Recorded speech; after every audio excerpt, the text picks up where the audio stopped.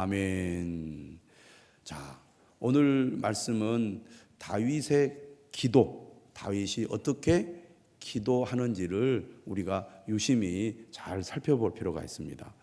다윗은 범죄를 저질렀습니다.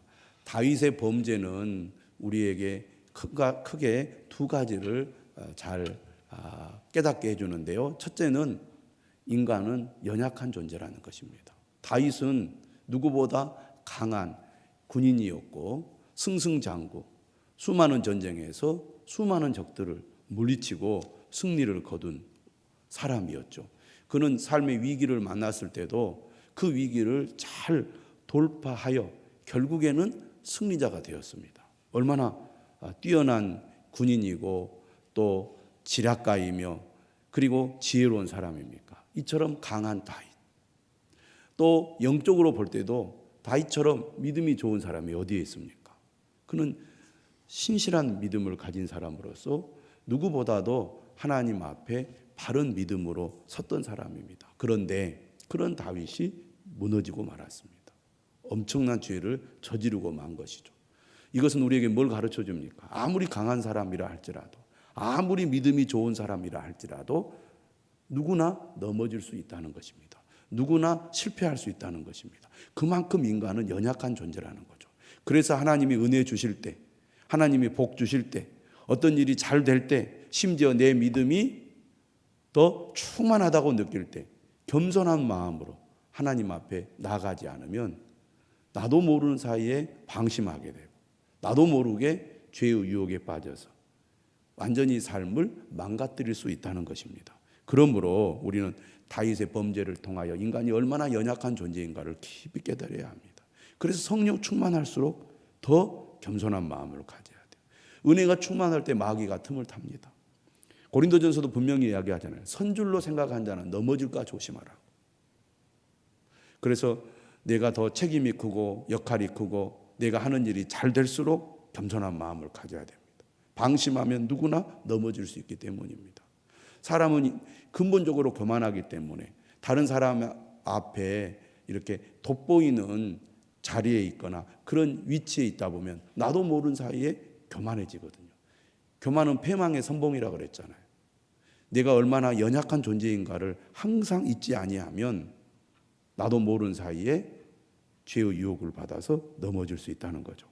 다윗의 범죄가 우리에게 가르쳐주는 두 번째 교훈은 무엇입니까? 인간은 악하다는 것입니다.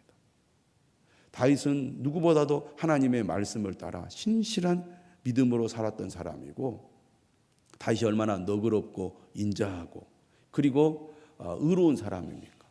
불의한 길을 택하지 않은 사람입니다. 사울 왕에게 억울한 일을 당하여도 안갚음하지 않은 사람이었어요. 하나님의 뜻이 있을 것이라고 굳게 믿고 또 하나님이 기름 부어 세운 왕을 내가 어떻게 해칠 수 있느냐. 결코 그것을 용납하지 않고 누구보다도 의로운 길, 바른 길로 갔던 사람입니다. 다윗처럼 이렇게 신실하고 정직하고 의로운 사람이 어디 있습니까? 그런데 그런 다윗이 죄를 범했을 때 그는 죄를 은폐하려고 했습니다. 자신의 죄를 이 덮기 위해서 더 큰 죄를 도모하고 결국은 사람을 죽이는 일을 했습니다. 직접 죽이는 것은 우리가 악하다는 것은 알지만요. 남 모르게 살인을 교사하는 것은 알고 보면 더 나쁜 거예요. 그런데 다윗은 그런 범죄를 저질렀던 사람입니다. 얼마나 다윗이 이 악한 범죄를 저질렀는지 다윗의 그 행동을 보면 그의 마음을 보면 너무나 잘 알 수 있습니다. 아, 저렇게 의롭고 정직하고 바른 사람이 이렇게 악을 행할 수 있구나 하는 것을 다윗은 우리에게 잘 보여주고 있습니다. 그래서 이사야 선지자도 우리의 의는 더러운 옷과 같다 그랬어요. 우리가 행하는 의가 다른 사람들이 볼 때는 참으로 위대하게 보일지 몰라도 하나님이 보실 때는 결코 그것이 의롭지 못하다는 것입니다. 그래서 사람들은 말하죠. 내가 얼마나 이 세상에서 다른 사람들과 비교해 볼 때 착하고 선하고 좋은 일을 많이 했는지 아느냐. 우리는 나보다 못한 사람들과 비교하면서 상대적으로 나는 깨끗하다고 생각하고 깨끗하다고 여깁니다. 그리고 다른 사람을 정죄하고 비난하고 비판하죠. 그런데 하나님 보실 때 우리의 의는 더러운 옷과 같아요. 상대적으로 의로운 사람이나 상대적으로 악한 사람이나 다 똑같다는 얘기입니다. 그런데 이 다윗의 범죄를 보면 인간이 얼마나 악한 존재인지, 그리고 얼마나 인간은 악해질 수 있는지를 잘 보여주고 있습니다. 그렇기 때문에 우리는 늘 하나님 앞에 두렵고 떨리는 마음으로 나아가야 합니다. 그렇지 않으면 언제든지 넘어져요. 방심할 때 넘어지거든요. 그리고 죄는 더 큰 죄를 낳아서 인간이 한없이 악한 길로 가게 되지요. 인간은 평소에는 질서를 지키고 또 다른 사람과의 관계를 중요하게 여기고 또 체면이라든지 그리고 교육을 통해서 그런 대로 사람이 그럴싸한 행동과 또 삶을 살아갑니다. 또 그런 마음도 우리가 교육을 통해서 가지게 되죠. 그런데 인간이 어디에서 가장 악한 모습이 드러납니까? 전쟁이 일어나는 거예요. 전쟁이 일어나요. 인간이 얼마나 잔인한지 전쟁이 일어나면 인간의 그 본성이 드러나게 돼 있고요. 그래서 사람은 이렇게 교육을 통해서 그리고 물질적인 환경을 좋게 하면 유토피아 같은 삶을 살 수 있구나. 그런 기대를 20세기 초에 유럽인들은 가졌거든요. 그런데 1차 전쟁, 2차 전쟁을 통해서 완전히 그러한 기대가 무너졌거든요. 인간이 얼마나 악한 존재인가. 아무리 노력하고 애를 써도 인간은 근본적으로 한계를 가지고 있는 악한 본성을 가진 존재구나라는 것을 알 수가 있게 된 것이죠. 그런데 다윗이 그것을 우리에게 너무나 잘 보여주고 있다는 것입니다. 그럼에도 불구하고 다윗의 위대함은 어디에 있습니까? 다윗이 완벽해서가 아닙니다. 다윗이 전혀 흠이 없어서가 아닙니다. 자신의 잘못을 깨달았을 때 그는 자신의 죄를 인정했습니다. 자신의 죄를 뉘우쳤습니다. 철저히 회개하고 죄로부터 돌이킨 것, 이것이 다윗의 위대함입니다. 우리 모두 넘어질 수 있고 잘못할 수 있죠. 그런데 사울은 어땠습니까? 사무엘로부터 죄를 지적당했을 때 변명하고 합리화했습니다. 여러분, 우리가 죄를 숨기기 바쁘고 죄를 또 어떻게 합니까? 변명하거나 합리화하기 바쁩니다. 그런데 다윗은 죄를 지적받았을 때 자신의 죄를 인정했어요. 철저히 뉘우치고 회개하고 죄로부터 돌이켰습니다. 하나님께서 다윗을 위대하게 본 것은 바로 그 부분에 있는 겁니다. 오늘 우리도 마찬가지죠. 하나님은 진정으로 회개하는 자를 기뻐하시고 진정으로 회개하는 자를 용서하시고 회개하는 자를 회복하시는 하나님이심을 믿으시기를 바랍니다. 자, 오늘 본문은 이처럼 다윗이 철저한 회개를 한 이후에, 물론 사무엘하는 짧게 기록이 되어 있지만 시편 51편은 다윗이 죄를 범하고 하나님 앞에 회개하면서 드리는 기도로 우리가 알고 있습니다. 시편 51편을 보면 다윗이 얼마나 철저하게 하나님 앞에 잘못을 뉘우치고 회개하고 있는지를 알 수가 있어요. 그런데 오늘 본문은 이러한 회개의 사건 이후에 나단이 이제 떠납니다. 나단 선지자가 와서 다윗의 죄를 지적하고 회개하게 했잖아요. 하나님께서 어떤 징계를 내리겠다고 말씀했냐면 다윗과 우리아의 아내 사이에 아들이 태어나게 됐잖아요. 그런데 하나님께서 다윗을 용서해 주시지만 그 아이를 하나님께서 죽게 하심으로 다윗의 잘못을 징계하시겠다고 말씀하셨거든요. 왜 하나님이 그런 일을 하셨을까요? 죄를 두려워하라고 그런 징계를 내린 겁니다. 다시는 죄 가운데 거하지 않도록 하나님께서 다윗을 세우기 위하여 그런 징계를 내리시는 거죠. 그런데 그런 말씀을 들었지만 실제로 자신의 삶에 그러한 일이 일어날지 아닐지는 닥쳐봐야 아는 거잖아요. 그런데 정말 나단이 예언한 대로 우리아의 아내가 다윗에게 낳은 아이를 여호와께서 치셨습니다. 그래서 오늘 본문 15절 끝에 보니까 뭐라고 되어 있냐면 심히 앓는지라. 다시 말하면 어떻게 할 수 없을 정도로 심한 병에 걸린 겁니다. 그러니까 그대로 내버려두면 죽을 수밖에 없는 상황에 처한 거죠. 지금 다윗이 살던 시대는 언제입니까? 주전 3,000년 전입니다. 주전 1,000년 전입니다. 그러니까 지금부터 3,000년이 넘은 옛날이죠. 그러니까 지금처럼 의학이 발달하지도 못했을 것이고 전문적인 치료 능력도 부족한 시대이기 때문에 큰 병에 걸리면 어떻게 손 쓸 수가 없지 않았겠습니까? 다윗이 할 수 있는 것은 뭐예요? 하나님 앞에 기도하는 것밖에 없습니다. 하나님을 멀리하여 죄를 범함으로 그가 하나님과의 관계가 멀어졌잖아요. 그런데 이런 이 고난을 통하여 그는 하나님을 간절히 찾을 수밖에 없게 된 겁니다. 왜? 자신의 힘으로 할 수 있는 것은 아무것도 없기 때문입니다. 아무리 자신이 왕이라 할지라도 죽어가는 아이를 살릴 능력이 없지 않습니까? 그래서 그가 어떻게 합니까? 정말 간절히 하나님 앞에 기도를 해요. 16절에 보니까 다윗이 그 아이를 위하여 하나님께 간구하되 다윗이 금식하고 안에 들어가서 밤새도록 땅에 엎드렸습니다. 다윗의 기도는 절박한 기도입니다. 금식하고 안에 들어가서 밤새도록 땅에 엎드렸어요. 그 집의 늙은 자들이 그 곁에 서서 다윗을 땅에서 일으키려 합니다. 왜냐하면 왕이 저러다가 죽지 않을까 걱정을 한 거죠. 나이든 이 신하들이 볼 때 저러다가 죽을 수 있잖아요. 그러니까 왕을 일으켜요. 안 됩니다. 그러다가 큰일 납니다. 임금님 빨리 일어나십시오. 아마 그랬을 겁니다. 그런데 다윗은 듣지 않았습니다. 끝까지 먹지도 않고 밤을 새서 간절하게 기도를 했다는 겁니다. 여러분, 우리가 정말 중요한 문제를 가지고 있다면 다윗처럼 기도해야 합니다. 죽기 아니면 살기로 목숨을 걸고 하나님이 살려주시기를 집중하여 기도해야 된다 그 말이에요. 근데 우리는 기도를 하는 둥 마는 둥 하고 하나님이 들어주실까? 들어주시면 좋고 안 들어주시면 말고 그런 식으로 기도를 너무 가볍게 해요. 우리의 문제가 우리의 사안이 크면 클수록 기도는 더 절실하고 절박해야 됩니다. 금식한다는 건 뭐예요? 식음을 전폐하고 난 죽기를 각오하고 하나님이 살려주셔야 된다는 그런 마음으로 드리는 기도가 금식 기도예요. 계속 먹지 않으면 죽잖아요.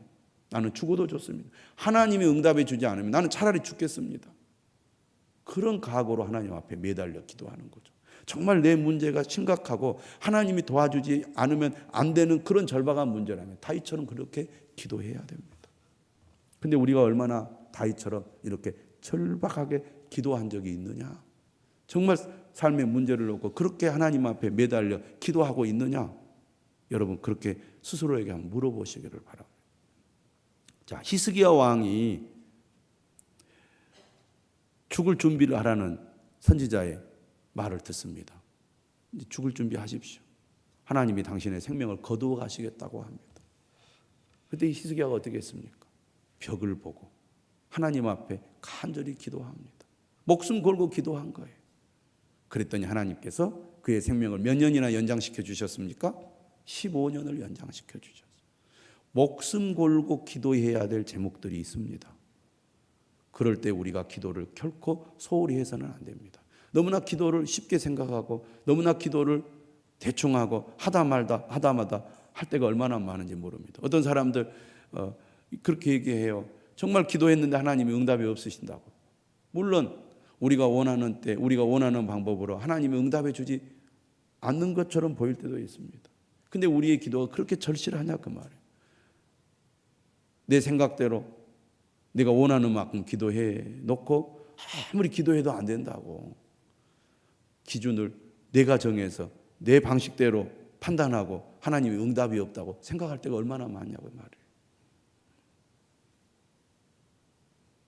다윗처럼 이렇게 간절하게 기도해야 될 줄로 믿습니다. 자, 그런데 다윗이 이렇게 간절히 기도했음에도 불구하고 18절에 보니까 7일 만에 그 아이가 죽었어요. 얼마나 절망적이고 얼마나 안타까운 일입니까? 그러니까 다윗이 지금 일주일 내내 정말 땅에 엎드려서 밤새도록 금식하면서 기도했다는 거 아닙니까? 그런데 하나님이 기적처럼 살려주셔야 되는데 안 살려주셨어요. 죽고 말았습니다. 신하들이 얼마나 지금 불안하고 두려웠겠습니까? 그래서 오늘 본문에도 보면 18절에 왕에게 이 사실을 알리기를 두려워했어요. 왜냐? 아이가 살았을 때 우리가 그렇게 그에게 말하여도 왕이 그 말을 듣지 아니하셨나니 어떻게 그 아이가 죽은 것을 그에게 아릴 수 있으랴. 왕이 상심하시리로다. 진짜 왕이 죽어버릴 줄 모를 것 같아서 두려워서 왕에게 말을 못해요. 그래서 자기들끼리 막 수근수근한데 다윗이 눈치가 있잖아요. 신하들의 지금 행동이나 말하는 거나 그 표정을 보면 자기에게 귀에 들리지 않게 말하지만 딱 이게 느낌이 있잖아요. 그래서 다윗이 알았어요. 아, 죽었구나. 그래서 물어봐요. 아이가 죽었느냐? 죽었습니다. 그러자 다윗이 이제는 뒤로 자빠져 가지고 하나님께 소리를 지르면서 하나님, 내가 이렇게 기도했는데 하나님 내 기도를 안 들어주시면 되겠습니까? 나 더 이상 이제 하나님 믿지도 않고 하나님 앞에 가까이 가지도 않고 나 하나님 떠나겠습니다 하고 소리를 지르고 옷을 찢으면서 난리를 쳐야 맞겠잖아요. 앞에 상황을 생각해 보면. 그런데 다윗이 자리에서 벌떡 일어나 가지고 어떻게 해요? 몸을 씻고 기름을 바르고 의복을 딱 갈아입고 여호와의 전에 들어가서 경배하고 왕궁으로 들어와 명령하여 음식을 차리게 하고 음식을 먹는 거예요. 정상적이지 않게 보이잖아요. 그러니까 신하들이 깜짝 놀라서 조심히 묻습니다. 뭐라고 물어요? 아이가 살았을 때는 그를 위하여 금식하고 우시더니 죽은 후에는 일어나서 잡수시니 일이 어찌 됨이니까? 다윗의 행동이 이해가 잘 안 된 거죠. 한마디로 말하면 다윗이 정말 실성한 게 아니냐 이럴 수도 있잖아요. 너무 큰 충격을 받아서 비정상적인 행동을 한 것처럼 보였을 수도 있잖아요. 그래서 물어봐요. 그런데 다윗이 이렇게 얘기합니다. 아이가 살았을 때 내가 금식하고 운 것은 혹시 여호와께서 나를 불쌍히 여기사 아이를 살려주실런지 누가 알까 생각함이거니와. 여러분, 다윗이 금식하면서 밤새 엎드려 기도할 때 어떤 생각을 했겠습니까? 하나님, 차라리 나를 죽여주십시오. 내가 잘못한 거지 저 아이가 무슨 잘못을 했습니까? 얼마나 자신을 자책하면서 하나님 앞에 기도했겠어요. 하나님, 나를 죽이시고 저 아이를 살려주십시오. 저 아이는 아무 잘못이 없습니다. 내가 잘못한 것이지요. 그는 깊은 죄책감과 상실감을 느끼면서 하나님 앞에 가슴을 뜯고 찢으면서 기도를 했을 겁니다. 그렇게 하나님이 분명히 말씀하셨거든요. 나단을 통해서 징벌하리라고, 징계한다고. 그걸 다윗은 알고 있었어요. 그래도 지금 살아있기 때문에 혹시 하나님이 내 기도를 들으시고 마음을 바꾸시지 않을까라는 기대를 한 거죠. 그래서 매달려 기도한 거예요. 여러분, 다윗이 이렇게 얘기했어요. 혹시 여호와께서 나를 불쌍히 여기사. 하나님은 긍휼이 많으시는 분이죠. 우리의 마음의 중심을 보시는 분입니다. 그래서 그 하나님의 긍휼이 우리의 마음의 간절함을 보고 우리를 용서하시고 회복하시는 거죠. 하나님, 나를 긍휼히 여겨 주옵소서. 어떤 사람이 기도를 안 합니까? 나는 전혀 불쌍한 것이 없습니다. 나는 하나님이 나를 불쌍히 여길 거 아무것도 없습니다. 나는 잘 살아요. 나는 어떻게 해도 내 힘으로 할 수 있어요. 열심히 삽니다. 이런 생각으로 신앙생활하는 사람도 의외로 많습니다. 똑똑할수록 그래요. 잘났다고 하는 사람일수록 이런 태도를 가진 사람들이 많습니다. 열심히 말씀대로만 살면 되지 꼭 기도해야 됩니까?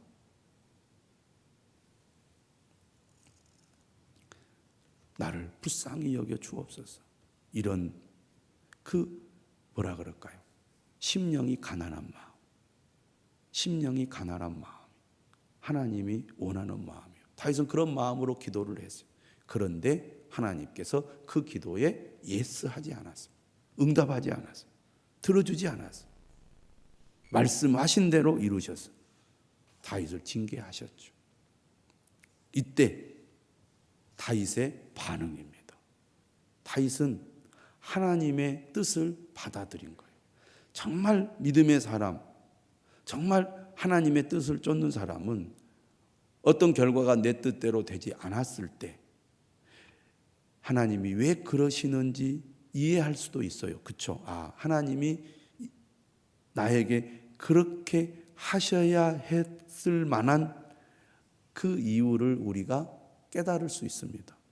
다윗은 깨달은 거죠. 그걸 받아들였어요. 그런데 깨닫지 못할 때도 있어요. 그러나 하나님이 하신 일을 우리가 인정하고 받아들인 거, 이게 믿음이죠. 그런데 우리가 이 부분이 잘 안 된다 그 말이에요. 앞에 죽기 아니면 살기로 기도하는 것은 되는데 내 뜻과 다른 결과가 나왔을 때 다윗처럼 그 결과를 우리는 받아들일 수 있는 믿음이 있느냐 하는 거예요. 그것을 받아들이는 것도 믿음이에요. 지금은 죽었으니 내가 어찌 금식하랴. 하나님의 뜻을 받아들인 거예요. 나의 잘못 때문에 하나님이 징계하셨구나. 그것 또한 믿음으로 받아들였어. 인정했어. 그렇게 했을 때 하나님은 어떻게 합니까? 다윗을 위로하시고 다윗을 용서하시고 다윗을 새롭게 하시고 새로운 은혜와 복을 주신 것입니다. 근데 우리가 이 부분에서 믿음으로 잘 못 받아들여요. 내 생각에만 사로잡혀서 하나님을 원망하고 하나님을 오히려 배반하고 하나님 어떻게 그럴 수 있느냐고 오히려 불신앙의 길로 나갈 때가 정말 많은 게 우리들 아닙니까? 그런데 다윗은 정말 우리가 내가 기대하고 원하는 대로 되지 않았을 때 하나님의 뜻을 신뢰하고 하나님의 뜻을 받아들이고 믿음으로 행동하는 것이 바로 이것이구나 하는 것을 우리는 배워야 하겠습니다. 다윗은 이렇게 얘기해요. 내가 다시 돌아오게 할 수 있느냐? 이것은 하나님의 영역이고 하나님의 일이잖아요. 내가 할 수가 없어. 이미 죽어버린 아이를 살릴 수는 없는 겁니다. 그래서 이렇게 표현해요. 나는 그에게로 가려니와. 다윗도 그 아들을 따라서 시간이 지나면 죽게 된다는 거죠. 그는 내게로 돌아오지 아니하리라. 이미 죽은 아이. 이것은 하나님이 결정하신 거예요. 생사하복은 하나님께 달려있어요. 생명의 주인은 하나님이시고 사람을 살리고 죽이는 것도 하나님께 달려있어요. 하나님이 그렇게 하실 때는 분명한 뜻이 있는 겁니다. 그걸 이해하지 못해도 다윗은 그것을 인정하고 받아들였습니다. 그랬더니 24절 이하에 하나님께서 바세바를 통하여 솔로몬을 주신 거죠. 하나님의 뜻을 인정하고 받아들이자 하나님이 다윗을 용서하시고 또 회복하여 주셔서 더 큰 복을 주신 것입니다. 오늘 우리도 다윗과 같은 믿음 꼭 가져야 되겠습니다. 다윗과 같은 믿음으로 기도하고 다윗과 같은 믿음으로 우리가 행동하는 그런 사람 되어야 하지 않겠습니까? 오늘 밤 간절한 마음으로 다윗처럼 기도하는 저와 여러분들이 되시기를 바랍니다. 간절한 마음으로 우리가 이제 통성으로 10분간 기도하겠습니다. 여러분 현장에서 기도하시는 분도 함께 기도하지만 가정에서 기도하시는 분들도 함께 기도해 주시기 바랍니다.